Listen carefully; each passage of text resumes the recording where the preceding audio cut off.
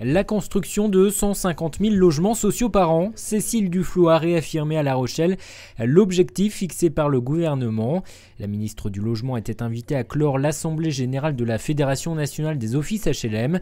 Un chiffre de 150 000 qui ne sera pas atteint cette année et qui, de l'aveu même de la ministre écologiste, est un pari plus qu'une promesse. Je l'ai dit, c'est un objectif très ambitieux, chacun l'a bien compris. Simplement, revenir sur cet objectif, ce serait revenir sur la réponse nécessaire à la crise du logement.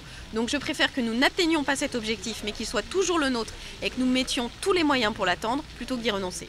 Dans le département, actuellement, près de 11 000 dossiers de logements sociaux sont en attente, plus de la moitié dans l'agglomération rochelaise.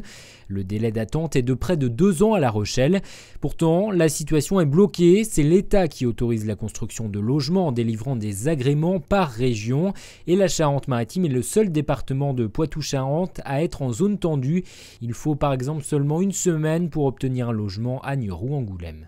J'ai ouï dire que nous allions avoir en Charente-Maritime, je dis bien, des agréments supplémentaires. Voilà. Je ne peux pas vous dire combien, on le saura très prochainement, mais elle a bien compris qu'ici, on avait des projets qui étaient prêts à démarrer, et c'est ce qui l'intéresse. Donc c'est ici où il faut nous donner des agréments supplémentaires. Reste à financer ces logements. Dans l'agglomération rochelaise, le prix d'achat des terrains représente aujourd'hui près de 10% du coût total de l'opération. L'État a promis de céder du foncier à bas prix, voire gratuitement. Une vingtaine de sites ont été répertoriés dans la région. Nous allons continuer la pression à tous les niveaux et Cécile Duflot sera la première à la faire.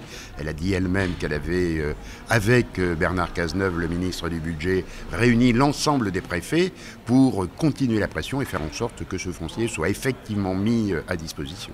Un pacte entre le gouvernement et l'Union sociale pour l'habitat sera signé avant la fin du mois de juin. L'objectif est double, répondre aux besoins de logement et soutenir aussi le secteur du bâtiment qui a vu chuter le nombre de chantiers.